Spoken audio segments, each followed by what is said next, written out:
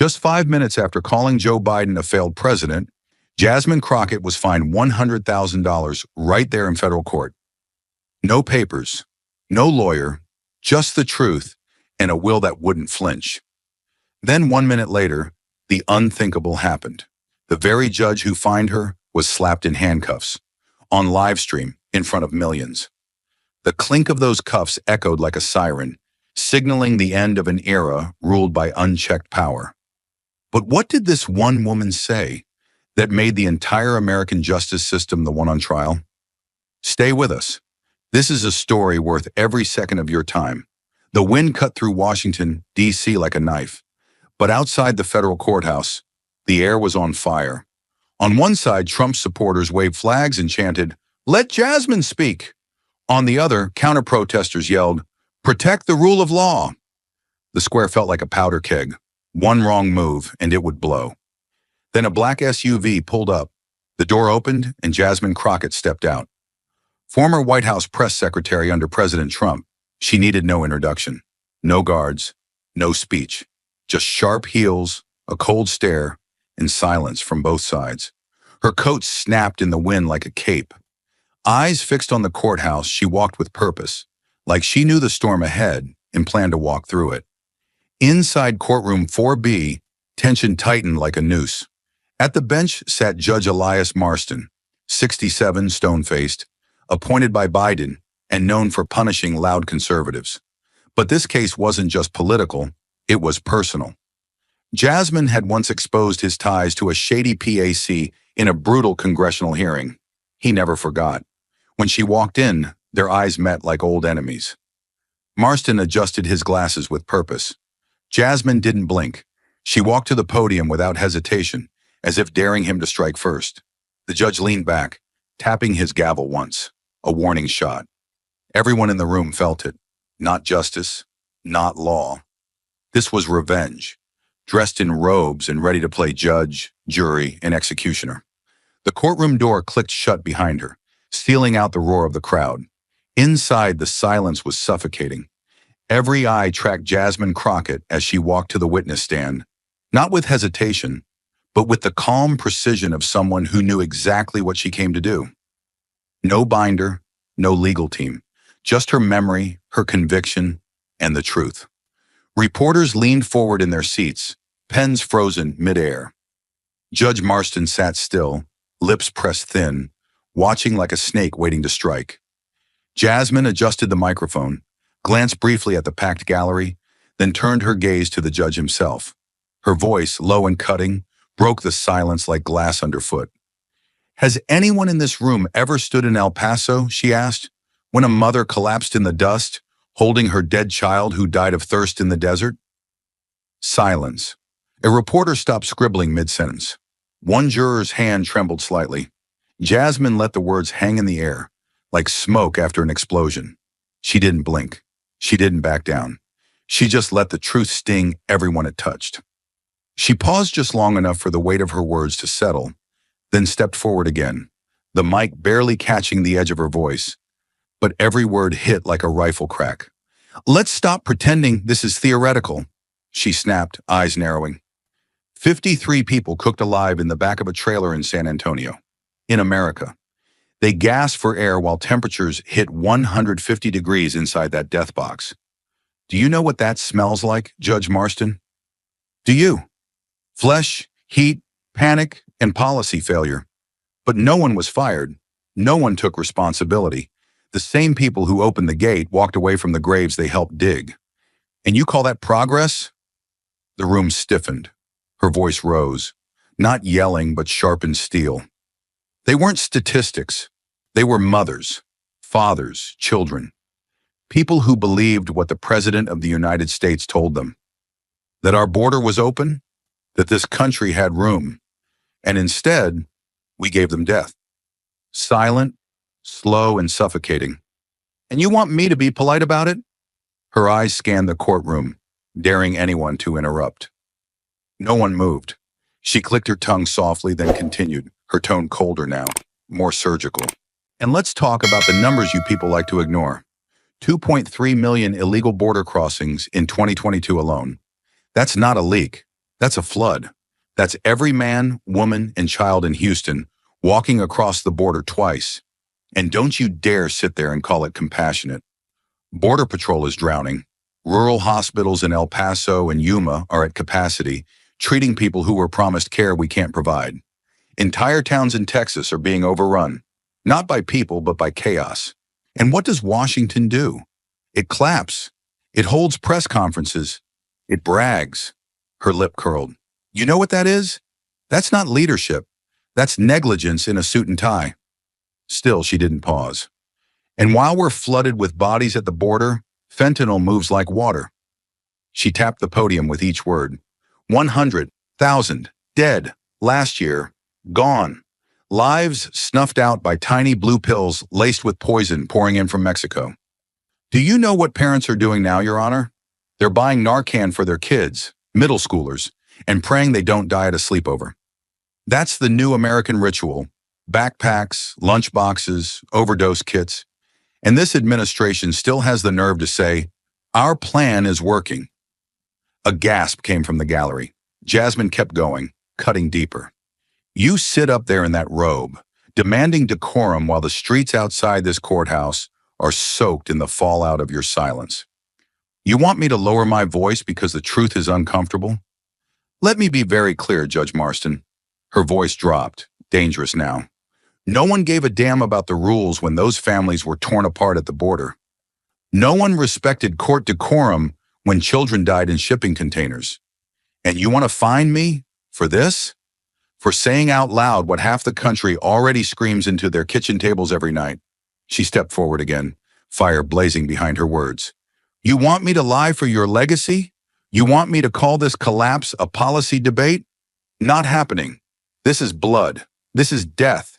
And I won't sugarcoat genocide just to make politicians feel comfortable. You can bang that gavel all you want, but the truth is louder. And it's going to keep ringing in your ears long after I leave this room. The final word of her indictment still echoed in the marble chamber when Judge Marston slammed his gavel down like a hammer of judgment. Once, twice, 3 times. Louder each time, like he was trying to bury her voice beneath the sound. His face flushed red, the robe around his neck suddenly too tight. Miss Crockett, he barked, fury barely restrained. This is a court of law. You will maintain order. This is not a campaign rally. One more outburst, and I will hold you in contempt. The room froze. Cameras whirred. A few reporters looked at each other, silently wondering. Would she back down? She didn't. Jasmine stepped forward, her jaw set, eyes locked on him like a fixed rifle. She didn't shout. She didn't tremble. She spoke with the calm, deadly precision of a woman with nothing left to lose and everything left to expose. With all due respect, Your Honor, she began, her voice low and steady. If the truth sounds like an outburst to you, then it's not me who's out of order. It's this court. Her words dropped like lead. No one moved. She went on, voice rising only slightly but tightening like a vice. If this chamber is a place where people must whisper facts and sanitize grief just to satisfy the fragile egos of power, then this is no longer a courtroom. It is a stage, and you, sir, are not delivering justice. You're performing censorship. She paused, just long enough to let the silence work for her, just long enough to make Marston's grip tighten around that gavel. Do you want order? She snapped. You want neat, quiet compliance while mothers cry over bodies, while kids in middle school carry fentanyl test strips in their backpacks. You want decorum while Border Patrol officers sleep in their trucks because the stations are full? You want restraint while millions of Americans are drowning in the consequences of failed policies that no one in this building has the courage to name? She leaned closer to the microphone now, every syllable sharpened like a blade. Let me tell you what this really is. This is a system that prefers silence over truth, reputation over accountability, and power over people. And that, Your Honor, is the real disorder. Judge Marston slammed the gavel again. Miss Crockett, I said that's enough, he growled. You are dangerously close to contempt. Do not test this court. But Jasmine didn't even blink. Her voice cut back in, stronger, faster, like a dam had broken and the flood could no longer be stopped. You threaten me with contempt? Go ahead, find me. Cuff me. Drag me out of here if that makes you feel powerful. But don't pretend you're preserving justice. You're preserving comfort. Yours, the administration's, the media's, and I will not contribute to your illusion. Not for a second. She stepped back, but her presence didn't shrink. It swelled. If the truth shakes these walls, she said, voice cold and defiant, maybe they were built on the wrong foundation to begin with. The silence that followed her words didn't just settle. It hovered, thick and electric, like the stillness before a storm breaks. No one spoke. No one moved. Even the judge, normally quick to strike back, sat frozen behind the bench, as if her defiance had cracked something deeper than courtroom decorum. Then, like dominoes falling in slow motion, a few reporters reached into their jackets and bags. Phones were drawn, not stealthily, but like weapons of truth. Red lights blinked on, cameras turned, screens lit up. The live streams began. In the front row, a young journalist from the New York Times whispered, "She's going viral." Another from Fox News simply mouthed, "Holy hell!" And still, Jasmine didn't move. She stood at the podium, shoulders squared, eyes forward, breathing steady, like she was built for this exact moment. Around her, the courtroom held its breath. Even the bailiff didn't shift. You could hear the hum of a phone battery, the soft click of a zoom lens locking in. It was no longer a trial, it was a battleground, and Jasmine Crockett had just become the eye of the storm. The courtroom had already become an electric wire of silence, pulled tight, vibrating with the tension of everything unsaid. But when Jasmine turned from the podium and locked eyes with Judge Marston, she wasn't holding back anymore. She didn't raise her voice for drama. She didn't wave her arms or pace like a politician. Her power was stillness, precision, fire wrapped in control. She spoke with a blade's edge. Joe Biden wasn't a leader. He was a catastrophic failure. His policies didn't just weaken America. They left it wounded and bleeding. And you, she paused, letting the weight of her words stack like bricks. You are the last man standing between accountability and the truth. You're not defending justice. You're defending a legacy soaked in blood. The courtroom didn't gasp. It stopped breathing. You could feel it in the air, the electricity of a room that just crossed a line no one could pretend away. A reporter's fingers hovered above a keyboard. One juror shifted as if to speak, then froze. Jasmine didn't flinch. She stood tall, chin raised, her voice like stone over steel. And in that moment, the courtroom didn't belong to the judge. It belonged to her. And that's when Marston snapped. He didn't just rise, he erupted.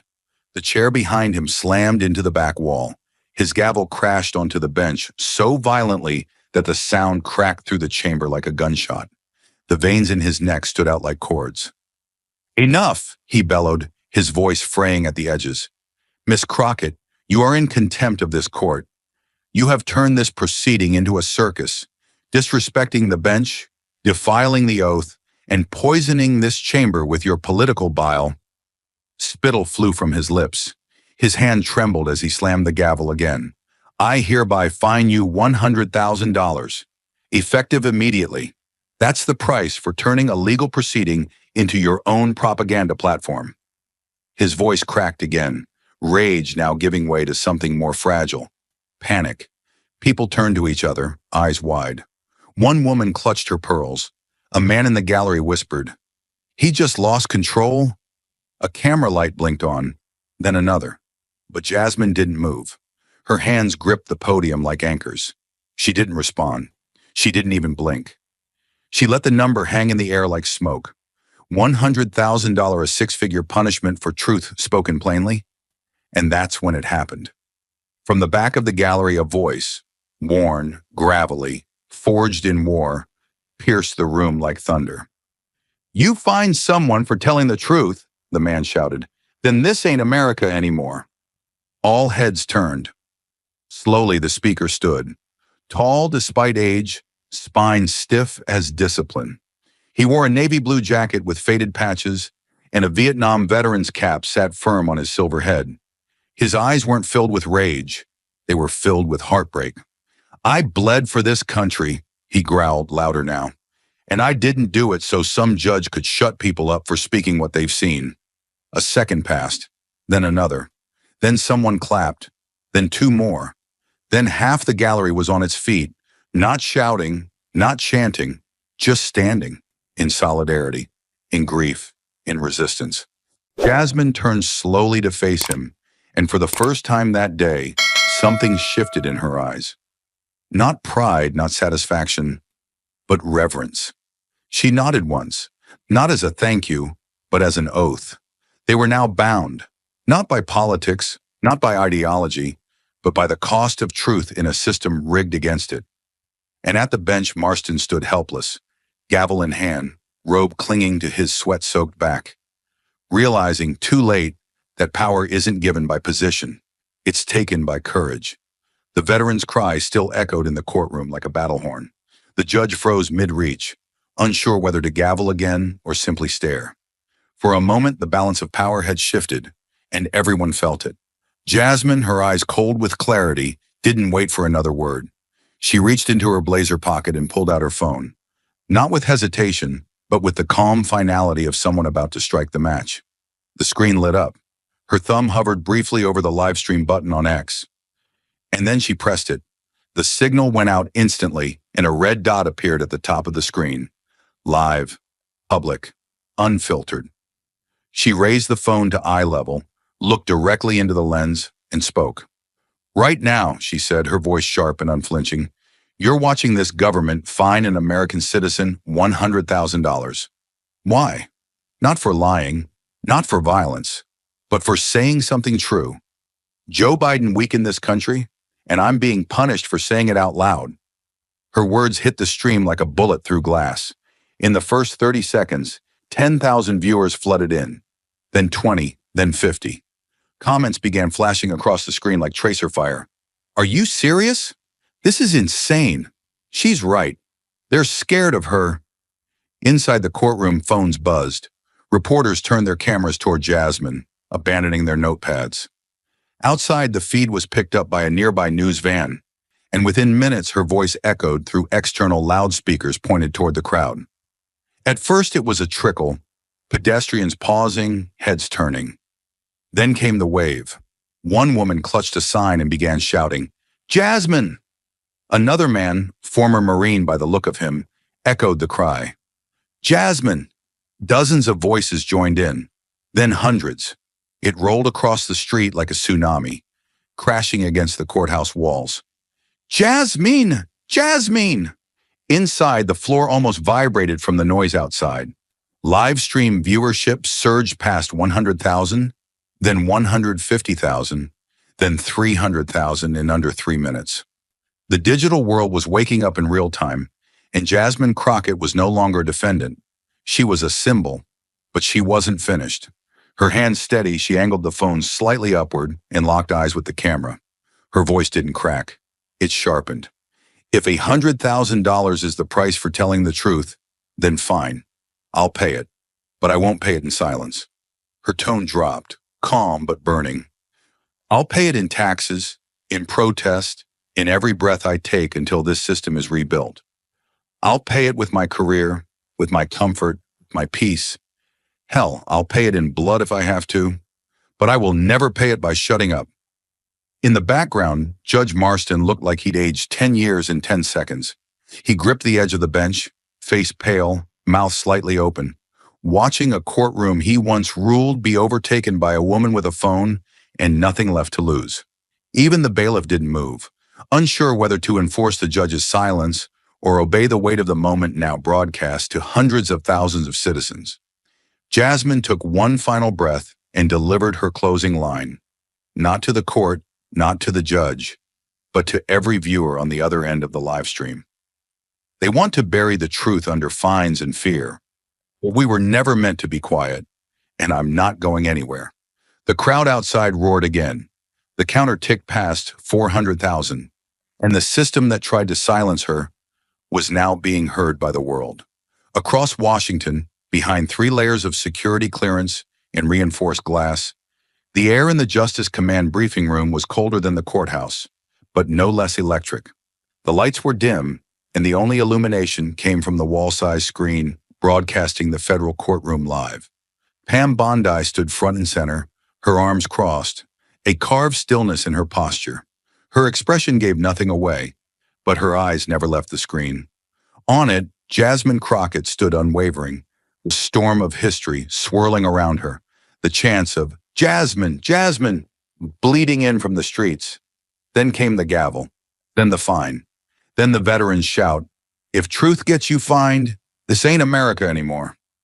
Bondi didn't blink. She'd seen it coming. Behind her, two aides hovered by a terminal, one holding a legal tablet, the other watching social media feeds tick past like a slot machine. Viewership, 700,000, 812,000, over 1 million. The nation was watching in real time as the veil slipped. But Bondi already knew what was behind it. She'd spent months preparing for this moment, waiting not just for proof, but for public ignition. Now it was here. Without a word, she walked across the room to a tall, steel filing cabinet against the wall. She keyed in a 6-digit code and opened the top drawer. Inside was a single black binder, thick and heavy, marked only with a red sticker and the name in block letters. Marston, Elias, Judicial Oversight, Dossier 96A. She pulled it out like a weapon. The room fell silent. She placed the file on the conference table and flipped it open, page by page. Internal ethics complaints buried by court clerks, a pattern of disproportionate fines against conservative litigants. 2 whistleblower reports redacted and shelved without review. A confidential letter from an appeals judge who'd warned that Marston's courtroom increasingly resembles a political war zone rather than a legal forum. Bondi read it again, not because she had to, but because she wanted to feel the weight one last time before she pulled the trigger. She turned to her chief legal aide, who looked up from his tablet, already sensing what was coming. "Do we have confirmation the arrest warrant is complete?" she asked, voice controlled but sharp enough to slice steel. "Yes, ma'am," he replied.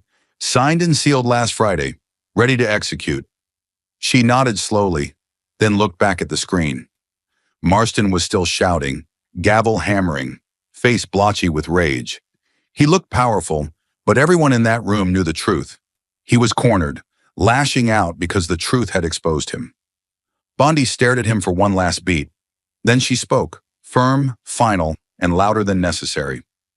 "Activate the warrant." The aide blinked. "Ma'am, now?" Bondi didn't even turn her head.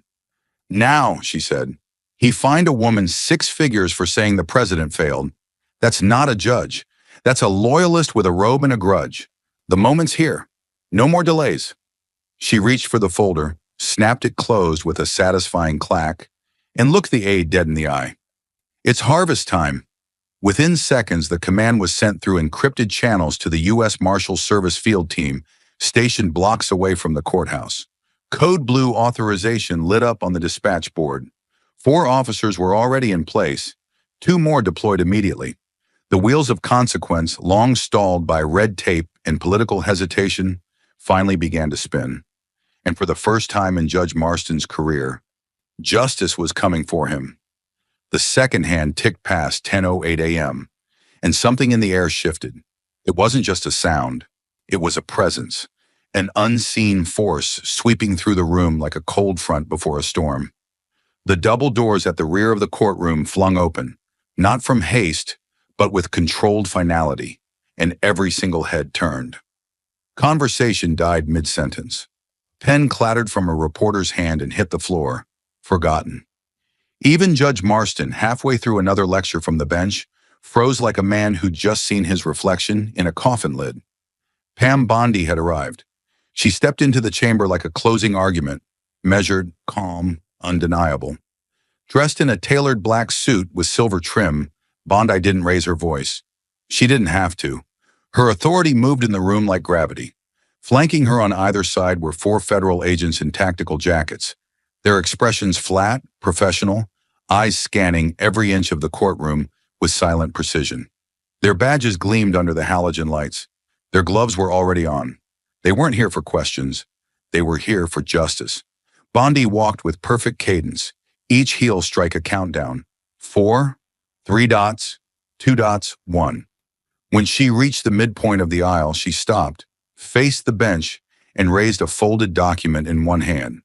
It bore the seal of the Department of Justice in bold red ink. She unfolded it like a final verdict, her voice cutting through the room like a sniper shot.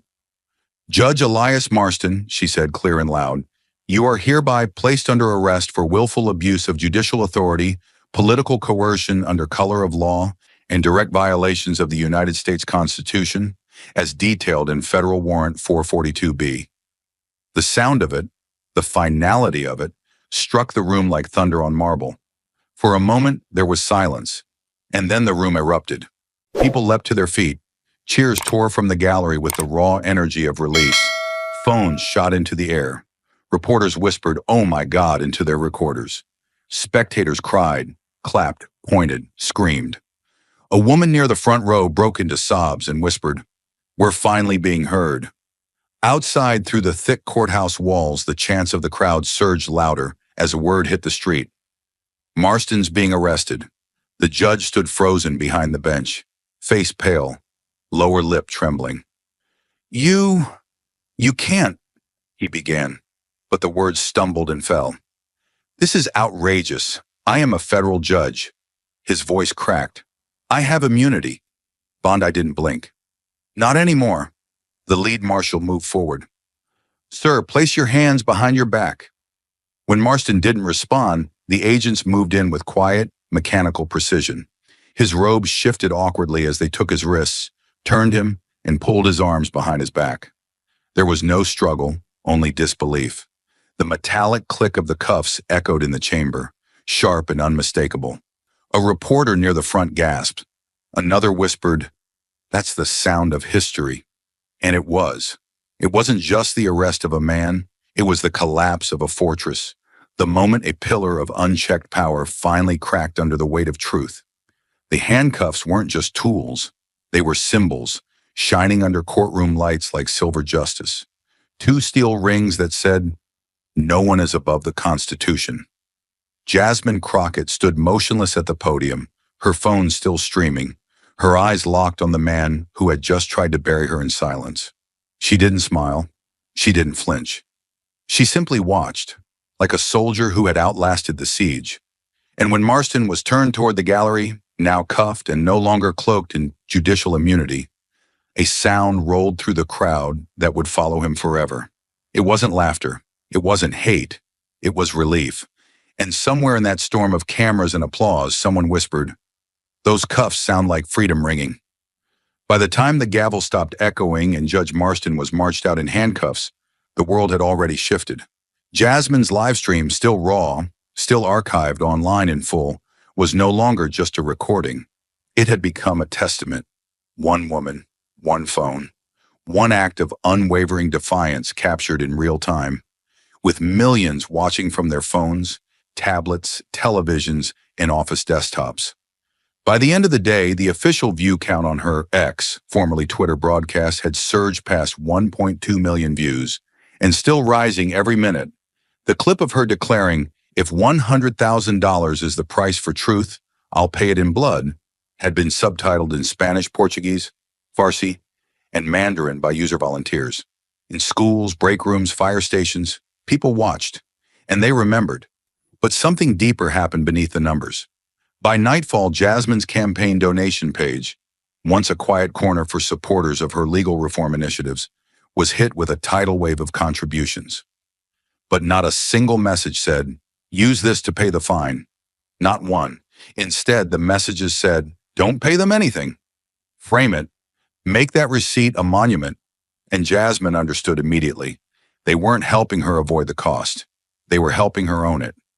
Donations didn't just come from expected places. A single mother from Nebraska donated $5 and wrote, "I watched that live stream with my 11-year-old daughter. She said you reminded her of Rosa Parks. Frame that receipt so she knows we don't back down." A steelworker from Ohio contributed $1,000 and included a short note. "This isn't for court. It's for the frame. Get something bulletproof." A retired paratrooper from Georgia mailed in $20 cash with a napkin scribbled on in ballpoint pen. "Saw you speak. Felt like 1968 all over again." You don't owe a cent, but here's enough to hang that paper in gold. The messages kept coming, from veterans, from immigrants, from pastors and waitresses and truck drivers, and people who had never watched a political hearing in their life until that day. They weren't giving money to erase the moment. They were immortalizing it. They were saying, we saw what they did, and we want that moment framed, not hidden. In Jasmine's office, the physical receipt had already arrived by courier, an official printed document stamped by the court. Fine. $100,000. Contempt of court. Crockett. Jasmine held it in her hand for a long time. Not bitterly, not with rage, but with the quiet steadiness of someone who knew she would never tear it up. Never burn it. This wasn't a debt. This was a chapter in history. That night, she didn't go home. She stayed at her office with a small team of aides and designers who worked overnight on a special frame, a thick mahogany border with tempered glass, an etched brass plate underneath that simply read, "The price of truth, paid in full." And when she hung it on the wall behind her desk, Jasmine didn't do it quietly. She streamed it live. "Some people pay fines to stay silent," she said as she clipped it into place. "I frame mine to remind the next person. Speak anyway." The donations never stopped, but neither did the echo of that day, because what started as a punishment became a monument. Less than 24 hours after Jasmine Crockett turned a $100,000 contempt fine into a nationwide rallying cry, the country was no longer asking if the justice system was compromised. They were asking how deep the rot went. Every major news network had switched to nonstop coverage. Morning headlines no longer spoke of Jasmine's courtroom confrontation, but of what would follow in its wake. Millions tuned in from every corner of the nation. Barbershops in Detroit, diners in Texas, precinct offices in Pennsylvania, living rooms in the Bronx. And at exactly 11:30 a.m., every camera lens locked onto a single podium beneath the marble seal of the Department of Justice. Pam Bondi stepped forward like a prosecutor on Judgment Day. No suit jacket, black blouse, no smile. Her expression was pure granite. She stood flanked by 2 U.S. Marshals and an aide with a locked briefcase chained to his wrist. The room wasn't just full, it was compressed, thick with tension. The smell of coffee, sweat, and ink hung in the air. The lights were too bright, the cameras too close. A single misplaced word could explode across the country in seconds. Bondi knew exactly what she was about to do. She approached the mic, no notes in her hand, just a closed leather folder. She stared down the rows of journalists, then looked straight into the main network camera. "Yesterday, we witnessed a moment that shook this country to its core," she said. "A sitting federal judge, Elias Marston, was arrested for judicial abuse, political bias, and constitutional violations in open court. But let me be very clear, he was not an outlier." She paused. You could hear someone inhale in the third row. Bondi opened the folder slowly, deliberately.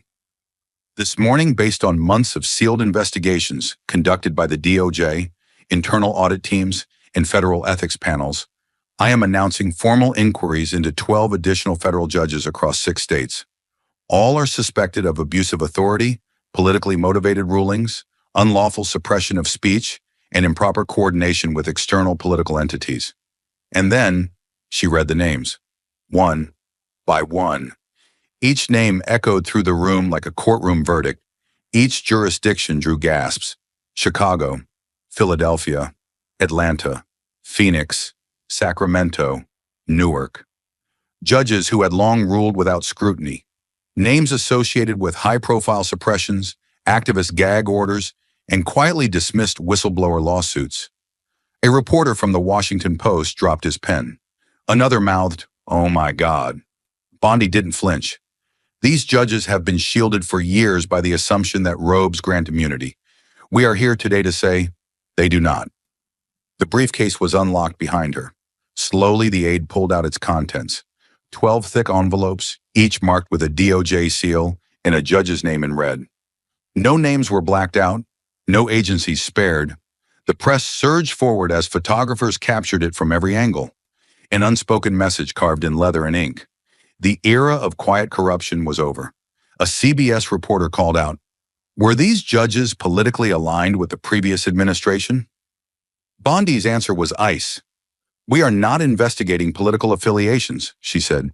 "We are investigating actions, abuses of power. If those actions happen to protect the same political figures, that is the pattern, not the excuse." Another shouted, "Did Jasmine Crockett's testimony trigger these charges?" Bondi's eyes locked on the camera lens like a missile. "Jasmine Crockett didn't trigger this," she said. "She revealed it. The evidence was already there. We were ready, but it took her courage to light the match." For a long moment, no one spoke. Bondi looked across the room one final time, voice steady as steel. "We will not stop here. Every courtroom in this country that has turned into a political theater will be audited. Every abuse, every cover-up, every case buried under silence. We're digging it up. These 12 are just the beginning." Then she closed the folder, turned from the podium, and left without answering another question. Behind her, the cameras clicked like gunfire, and across the nation, one truth echoed louder than anything else. Justice was no longer blind. It had just opened its eyes and was making a list. It was just past midnight when Jasmine finally returned to her office. The building was quieter than it had been in days. Security had doubled, but the real noise, interviews, chants, reporters swarming outside, had faded for the night. Inside, the silence was thick, broken only by the hum of a small fan in the corner and the soft creak of her heels on marble tile. The walls, now decorated with framed headlines and that infamous $100,000 receipt, felt more like a war room than an office. Jasmine set her bag down, rolled her shoulders, and moved toward the desk where a stack of opened envelopes waited. Some neatly sorted, others clearly handled with reverence. Her aide had left a single one separate from the rest. It was unremarkable on the outside, just a white, slightly wrinkled envelope with Caldwell, Des Moines, Iowa, scrawled in shaky cursive. No return stamp, no donor ID, just a name. Beside it, a yellow sticky note read in blue ink. "This one hit different. You'll see why." Jasmine sat. She didn't rush. She peeled open the envelope as if it were a relic, not correspondence. Inside was a single sheet of lined notebook paper, folded with care but creased at the edges. The ink was slightly smeared in places, as if written slowly, with hands no longer steady. And when she unfolded it, her breath caught before she even read the first word. There was something in the way the pen had dug into the paper, every stroke firm and deliberate, as though the writer had spent years not saying what he now couldn't hold back another second. "Ms. Crockett, my name's Thomas Caldwell. I'm 68 years old. Been welding since I was 16. Started under my dad, finished under my own bad back and bad knees. I never went to college, never wrote anyone in Congress. Didn't think you folks listened to men like me, but yesterday, for the first time in my life, I turned on the news and heard my own damn voice coming out of someone else's mouth. You weren't polite, and thank God for that. You weren't careful. You were right. And when you called that man out, when you said Biden failed and Marston was covering it up, I stood up from my chair in the living room and started yelling. Not at the TV this time, but at the ceiling, at God, because finally somebody said it where it counted. Me and my brothers, we've been yelling into our beer cans and truck radios for 10 years, but nobody ever printed it. Nobody ever put it into the record. You did. And when they tried to fine you $100,000, I said, hell, frame the receipt and hang it next to the Constitution. You don't owe me anything, but I owe you this letter. Just so you know, we were watching, and we ain't just proud. We're standing behind you, all of us, welders, factory men, veterinarians, people who never learn the right words but know when they hear the truth. You said it for us. That makes you ours now. Stay loud, stay brave, and if they try again, tell them Thomas from Des Moines said they can take that fine and hang it where the sun don't shine. Respectfully, Thomas Caldwell, pipe welder, American, listener. Jasmine read the letter once, then again, then a third time, slower. Not because she didn't understand it, but because it hit somewhere no camera could reach. In the stillness of that office, where the walls bore the weight of headlines, policy drafts, and constitutional battle scars, this letter broke through like a quiet revolution. It wasn't about politics. It wasn't about winning. It was about being heard by those who had gone unheard for far too long. She placed the letter on her desk and sat back. Staring at the ceiling, she thought of all the men like Thomas, the ones who weren't on social media, the ones who never donated before yesterday, the ones who saw their truth filtered, diluted, ignored, until someone said it without asking permission. She reached for her drawer and opened it slowly. Inside were campaign pins, pocket constitutions, old briefing notes from her time at the White House.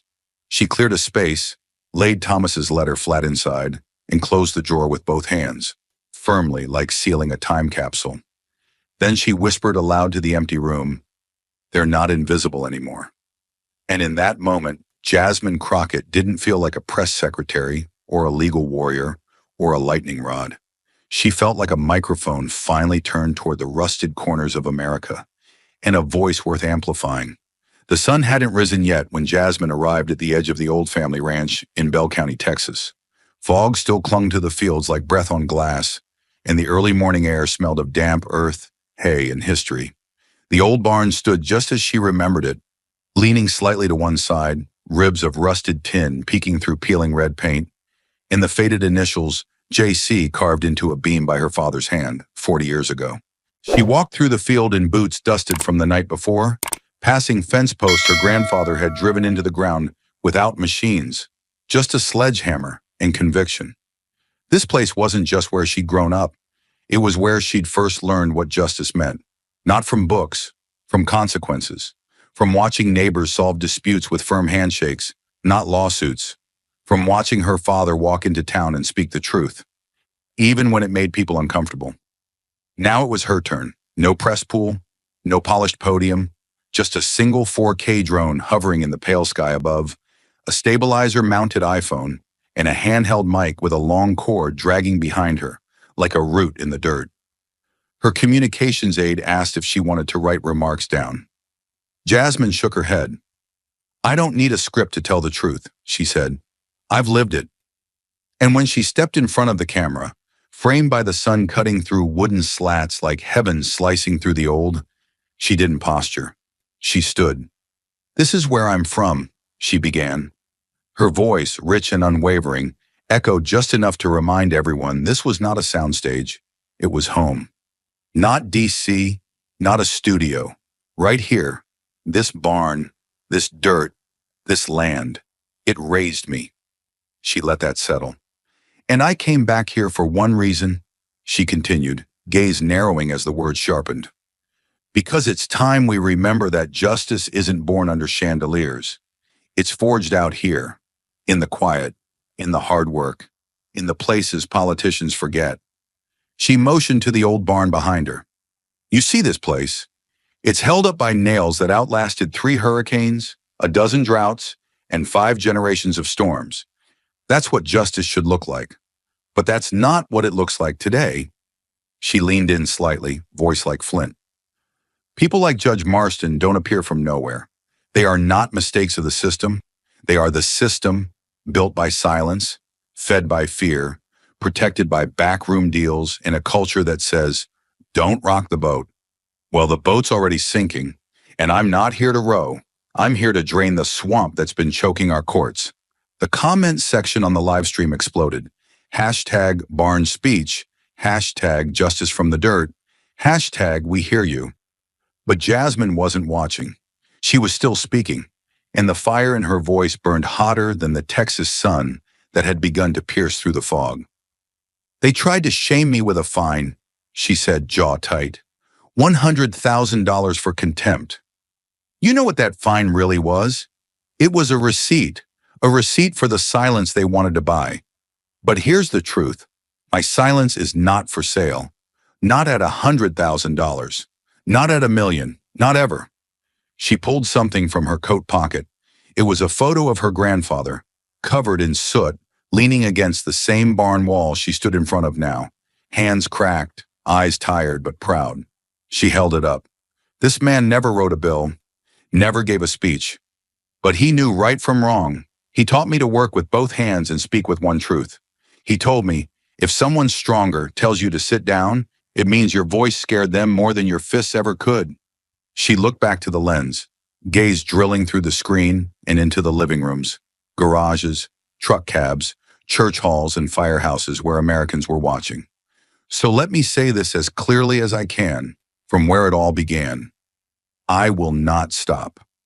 I will not stop until every corrupted judge is pulled from behind their bench and made to answer to the people they forgot. I will not stop until our courts fear the people more than they fear the headlines. I will not stop until justice stops being a performance and starts being a promise. Her voice cracked slightly, not from nerves but from grit. Marston was the first, but he won't be the last. A hawk circled overhead. The wind blew through the barn doors behind her, causing an old horseshoe nailed to the beam to clink gently, a tiny metallic heartbeat in the silence after her words. She took a breath, just one.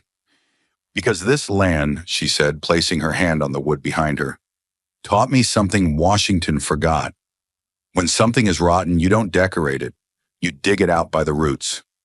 And with that, she stepped back from the mic. No anthem played. No applause roared. Only the wind and the sound of a country beginning to believe that maybe, just maybe, justice could still grow from the dirt. The air in Washington was thick with anxiety. 3 days had passed since Judge Elias Marston was let out of his own courtroom in handcuffs.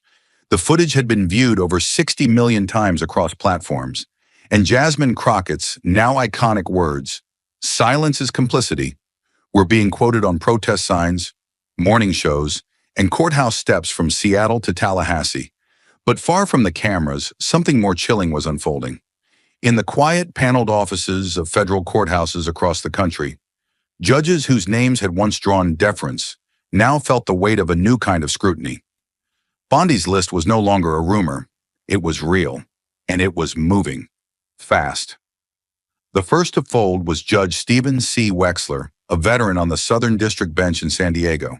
He had served for nearly 15 years, a Nixon-era conservative turned centrist in appearance, though his rulings told a different story. Wexler had dismissed over a dozen whistleblower complaints tied to military contractors, most without explanation.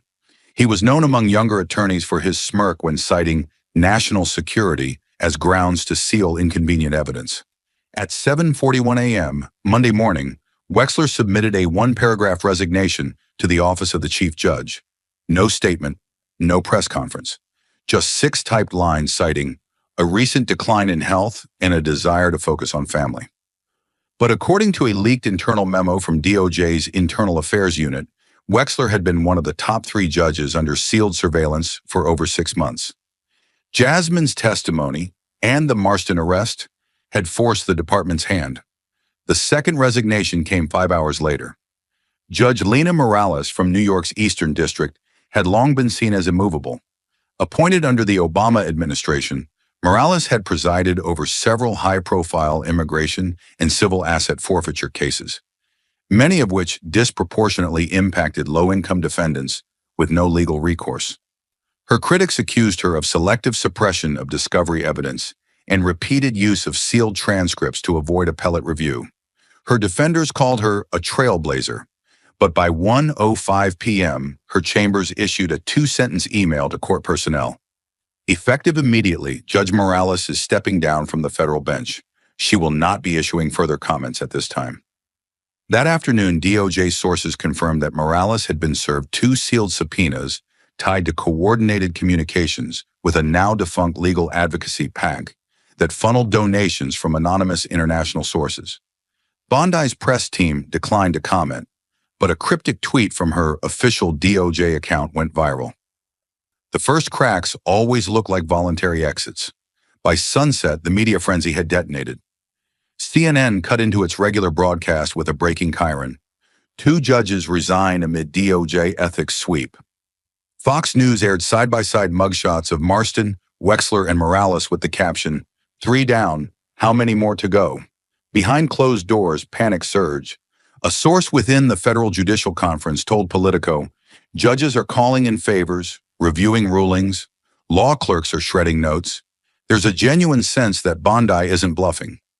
One former ethics advisor went further. "We are witnessing the first systemic purge of the judiciary in modern American history, and it's being led from outside the judiciary itself." Meanwhile, Jasmine Crockett said nothing. She hadn't tweeted, hadn't given an interview. She didn't need to. Her silence echoed louder than headlines, because every resignation, every retreat, every judge who fumbled for a lifeline only proved what she had already said under oath. People like Marston don't appear out of nowhere. They're built, protected, and emboldened by a system that rewards silence and punishes truth. And now, for the first time in decades, that system was beginning to fear the sound of its own unraveling. The fallout from Judge Marston's arrest and the wave of resignations that followed sent shockwaves through every branch of government. But nowhere did the tremors hit harder than on Capitol Hill. What had begun as one courtroom clash had now become a full-blown constitutional reckoning, and just days after two federal judges stepped down in disgrace, Congress responded not with silence, but with steel. The morning sky over Washington, D.C. was thick with tension. Reporters crowded the steps of the Capitol. Helicopters hovered. Riot barriers lined the perimeter, though no protests had yet formed. Inside, behind closed mahogany doors and beneath the glow of antique chandeliers, a bipartisan coalition of lawmakers had worked through the night. Former rivals sat shoulder to shoulder, the usual smirks and smears replaced by a rare, heavy stillness. Everyone in that chamber knew this was history or catastrophe in the making. At 9:03 a.m., the Speaker of the House emerged from his office holding a thick folder, its navy blue cover embossed with 5 gold words that would soon dominate the airwaves. The Judicial Transparency Act. The Speaker's voice rang out, clear, almost solemn. This is not a political maneuver. This is not about right or left. This is about restoring the very soul of the Republic. What we've seen in our courts in recent days has made one thing clear. When judges can no longer be trusted to uphold impartiality, then the law itself is on trial. The proposed legislation, introduced before a joint session, was swift and brutal in its scope. The Judicial Transparency Act would require mandatory public disclosure of all federal judges' financial holdings and political donations received in the past 15 years, a ban on judges accepting speaking fees, travel accommodations, or gifts from any entity with an active case in federal court, an independent review board composed of randomly selected retired judges, military officers, and constitutional law professors, empowered to audit judicial decisions for signs of bias or misconduct, and most controversially, live public video streams of every federal courtroom, no redactions, no sealed sessions, no backroom deals. Within minutes, the act lit a firestorm. Cable news anchors scrambled to translate legal jargon into plain outrage. Activists flooded social media with hashtags, #sign no more shadow courts, #sign judicial sunlight. Now #sign Marston was just the start. Progressive voices hailed the bill as a long overdue reckoning. Conservative firebrands called it an overreach, until a handful of their own constituents reminded them that it was their side being silenced in those same closed-door hearings. But in the heart of the storm, Jasmine Crockett stood quiet. She hadn't tweeted since her barn speech. Instead, she watched the House floor vote from a private room just off the Rayburn building, arms folded, jaw tight, the fine still unpaid, but framed behind her on the wall. When the gavel struck to begin the vote, her aide whispered, "They're listening now." Jasmine didn't smile. She just said, "Let's see if they have the spine to do more than clap." The count ticked forward on the chamber screen, 41-7, then 129-26, then 204-42. And finally, with 271 votes in favor and 159 opposed, the Judicial Transparency Act passed the House. Outside, a crowd of veterans, students, blue-collar workers, and small business owners erupted into cheers. Not because the war was over, but because, for the first time in a generation, someone had struck a blow back. Back in the Capitol, reporters swarmed the hallways, chasing reactions. One asked Jasmine if she believed the act would really change anything. Her answer was immediate, unscripted, and sharp as steel. "No law can change a man's character," she said. "But it can change what happens when his character fails. That's what this is. It's not a cure. It's a lock on the back door." The Senate was next, and they knew they were on trial too. Behind closed doors, old power brokers tried to kill the bill quietly. Lobbyists emerged from Georgetown townhouses with thick folders and thin threats. One longtime senator reportedly muttered, "If this passes, half the judiciary retires by Christmas." To which another replied, "Then maybe that's exactly what needs to happen." By week's end, the Senate vote was scheduled. Jasmine flew home to Texas that night, back to the barn. The same wind rattled the rafters, the same soil crunched beneath her boots. But this time, she wasn't alone. 24 constituents stood waiting at the gate, holding handwritten signs that read, "Don't stop and keep digging." She looked at each of them: truck drivers, nurses, farmers, two high schoolers in faded ROTC jackets, and said only this: "We're not done." And somewhere deep in the walls of the Capitol, the system heard her footsteps getting louder. And once the Judicial Transparency Act passed the House, something began shifting in the soul of the country. Subtle at first, like pressure building beneath the surface. But by the end of the week, it could no longer be dismissed. Jasmine Crockett was no longer just a name trending on X, no longer just the face on a phone screen during that chaotic courtroom confrontation. She had become something else entirely, an archetype, a lightning rod, a living embodiment of justice that refused to bow. It didn't happen in a press release or some orchestrated campaign. It happened the way true movements always do, in whispers, in reposted videos, in the silence after someone says, "Did you see what she did?" It started when a school principal in Indiana opened morning announcements with her courtroom quote, "Silence is complicity." It deepened when a preacher in Birmingham replaced his Sunday sermon with a clip of Jasmine refusing to retract her words. And by the following Tuesday, a Texas high school debate team renamed their annual tournament after her, the Crockett Challenge, with the slogan, "Speak truth, no matter the cost." The media tried to keep up, but the groundswell had already passed them. In Des Moines, a retired pipe fitter started printing bumper stickers that read, "I'd rather pay the truth tax than live a lie. Jasmine Crockett." In Bakersfield, a local barbershop painted a mural of her next to Malcolm X and Ruth Bader Ginsburg with the words, "This is what courage looks like in a suit." She became a fixture on podcast thumbnails, her face next to headlines like, "The Woman Who Fought the Gavel," "One Voice versus the Bench," and "Jasmine Crockett and the Rise of Relentless Truth." But it wasn't just admiration that followed her. It was fear, and not hers, theirs.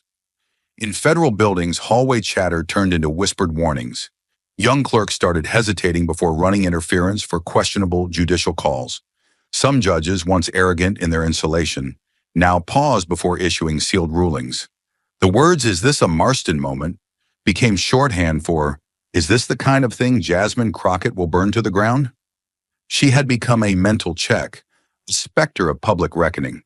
And Jasmine? She didn't flinch. She refused television interviews for weeks. She didn't hire PR agents or accept awards. She just kept showing up. Courtrooms, veterans' halls, union meetings, armed only with a steel-trap memory and that same unflinching tone that made even sitting senators feel like they were under oath. At a town hall in Pennsylvania, someone shouted from the back, "You're braver than all of them combined." Jasmine didn't smile. "I'm not brave," she replied, voice like flint. "I'm just tired of pretending that cowardice is professionalism." The room went silent, then erupted. But the most profound shifts weren't in noise. They were in action. A group of law students at Georgetown formed the Crockett Doctrine Task Force, pledging to monitor every federal ethics filing in the next 5 years and publicly report questionable behavior. A veterans coalition in Georgia printed thousands of pocket-sized cards quoting her speech, "When power demands your silence, speak louder." One high school teacher in Michigan rewrote her civics curriculum to center around Crockett's hearing, calling it the most honest moment in American law since Watergate. Back in Washington, one senator muttered in frustration behind closed doors, "She's not even in office, and she's setting the legislative agenda." That's when they realized this wasn't about Jasmine Crockett being in the system. It was about her standing against it and still winning. When asked at a private event what she thought of being called America's conscience, Jasmine shook her head. "I'm not your conscience," she said. "I'm your mirror. If the reflection bothers you, change the face of power, not the one pointing at it." And that's exactly what people began doing. Candidates across the country, young, fierce, unpolished, began citing her. Civil rights organizations began reshaping their legal strategies to include media transparency tools. Even international human rights groups took notice. A nonprofit in Poland sent her a letter declaring her courtroom speech a model of democratic resistance in the face of judicial tyranny. But Jasmine never let the praise distract her from the battlefield. She kept a framed 100,000 contempt fine hanging crooked in her office, not as a trophy, but as a reminder of the cost. Every time someone asked if it had been worth it, she pointed to the file folder growing on her desk, titled Next Judges to Watch. Because for Jasmine Crockett, the fight wasn't a moment, it was a mission. She was no longer just speaking truth to power. She was the power, not because she wore a robe, but because she didn't need one to be heard. And finally, in a country long strangled by silent courtrooms and sealed fates, someone had stood up and said, "You can find me. You can silence the cameras, but you cannot stop the truth once the people start watching." And they were watching now, more than ever. Because Jasmine Crockett didn't just fight the system, she made it afraid of silence. And after all the dust, the hearings, the live streams, the arrests, the resignations, after the courtroom echo faded and the last flashbulb cooled, what remained was not just a woman, or a fine, or a firestorm on Capitol Hill. What remained was a question, a lesson, a warning carved into the bones of a nation that had grown far too comfortable watching justice happen behind closed doors. What Jasmine Crockett forced America to confront was not just corruption, but complacency. She showed the country that injustice doesn't always march in with boots. Sometimes it wears a robe. It smiles behind precedent. It hides in procedure. It disguises its power as civility. And it counts on you to sit down, to stay quiet, to trust that someone else will fight the battle you've been trying to ignore. But Jasmine didn't ignore it. She walked straight into the lion's den, not with an army or a law firm, but with memory, truth, and a refusal to bend. And the moment she refused to bow, everything else started to crack. Because in the end, the courtroom wasn't the battlefield. The real war was being waged in the silence of every citizen who had ever watched injustice on a screen and thought, "There's nothing I can do." Her story obliterated that lie. Her voice, raw, unpolished, uncompromising, cut through years of well-manicured cowardice. And when she was fined, shamed, and threatened in broad daylight, something unexpected happened. The people stood up with her. That's the message no headline can summarize. That's the danger to every broken institution that still believes fear is enough to hold back the truth. Because Jasmine Crockett proved that fear only works when we all pretend to be alone. But we're not anymore. Her defiance wasn't just for show, it was a spark, a signal flare to anyone who's ever been silenced, sidelined, or told to wait their turn. Her courage reminded us that the price of justice is not paid in comfort, but in confrontation. And the final truth, the most human one, is this. You don't have to wear a badge to stand for what's right. You don't need a robe to demand accountability. You don't even need permission to speak. You just need the will to do it when it matters most. Because as Jasmine once said, and now the world knows, if speaking the truth cost me everything, then it was worth more than I thought. And in that moment, America remembered something it had forgotten. Justice isn't what happens when the powerful allow it. It's what happens when the people demand it. And that is a lesson the system will never unlearn. Thank you for watching until this moment and for standing with us on this journey for justice. Your support means everything. Like, subscribe, and turn on notifications so you never miss what's next. And we'd love to hear your thoughts. Leave a comment below and let us know what moved you most in this story. Together, our voices make a difference.